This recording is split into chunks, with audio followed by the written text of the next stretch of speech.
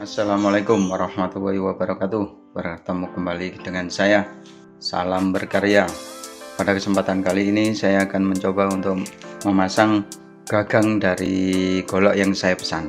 Nah, ini penampakan paket yang saya terima, sudah saya buka.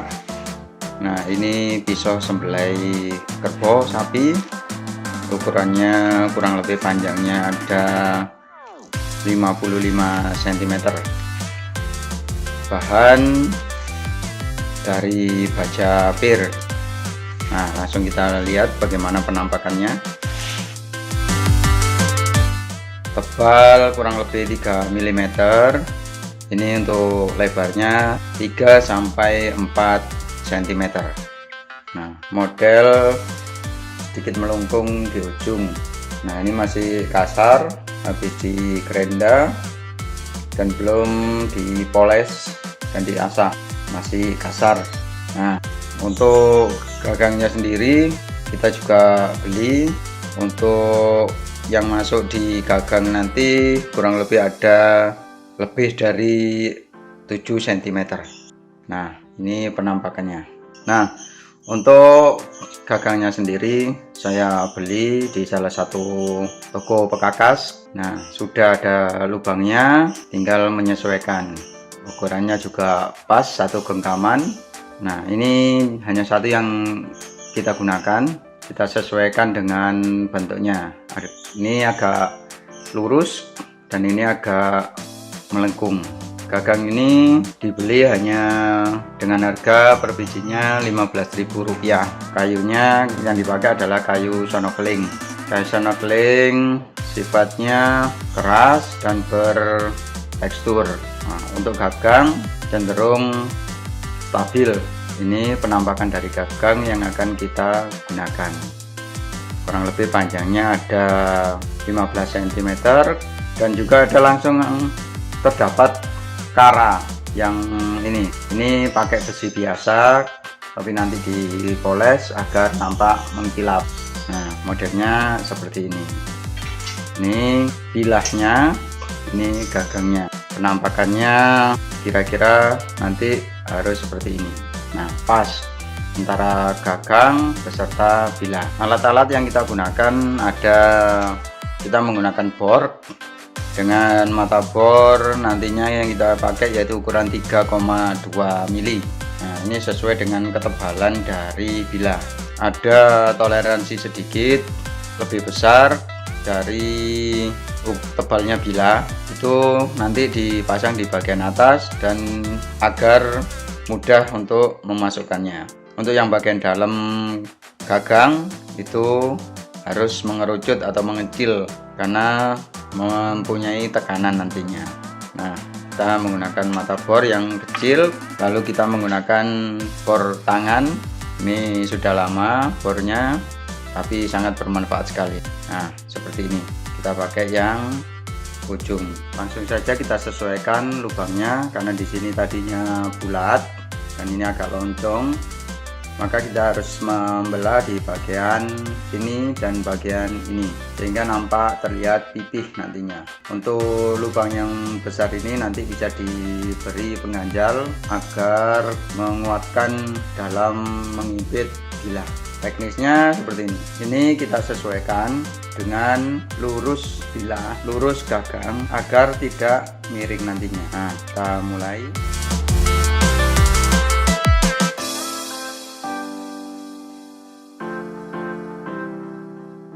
Kita coba terlebih dahulu untuk memasukkannya. Nah, kurang lebih sudah masuk sekitar 3 cm. Nah, seperti ini. Nah, ini masih kurang dan harus terus menerus sampai pas. Kita lepas kembali, kita lanjutkan untuk boring.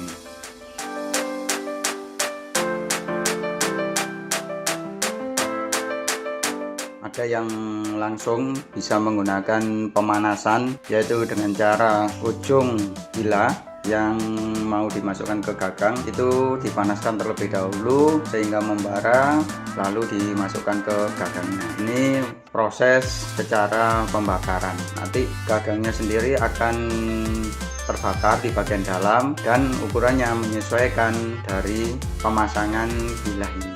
Kita tambah lagi, kita lanjutkan.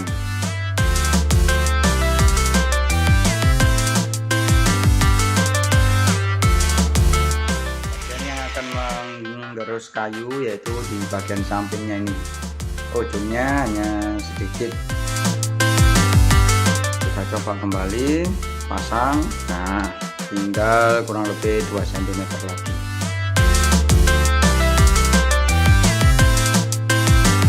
Nah, kita coba kembali bagaimana hasil yang sudah kita peroleh. Nah, tinggal sedikit lagi. Nanti kita sesuaikan. Di sini panjangnya tidak sama, maka ini harus kita potong agar rata antara ini dan ini. Ini kurang lebih 1 cm lagi.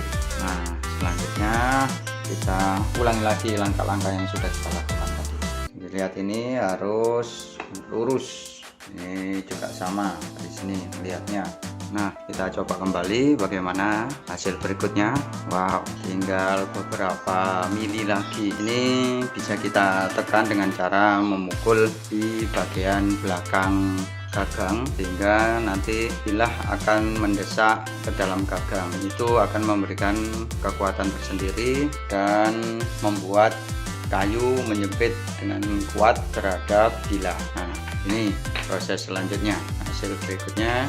Nah, ini nampak melengkung, nanti arahnya mirip seperti huruf S tapi tidak melengkung maksimal. Kita lanjut dengan meluruskan dulu bagian ini sehingga nampak sama, setidaknya ada perbedaan sedikit sehingga membentuk lengkungan yang oke. Selanjutnya kita lihat hasil dari penyesuaian tadi dan beberapa hal yang kita lakukan tadi, bagaimana hasil berikutnya.